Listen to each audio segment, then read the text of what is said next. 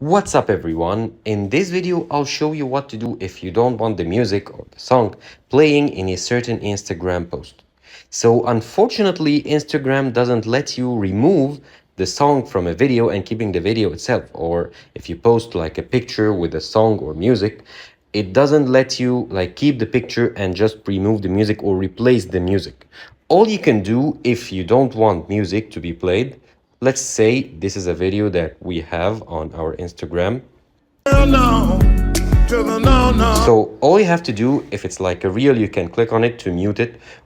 Or if it's like a video on your feed, you can press the speaker icon on the bottom right corner to mute the video. Of course, you can always delete the post and re-upload it without the music if you want to. Thank you for watching this video. Subscribe to Online Success and click on the video on the screen for more help.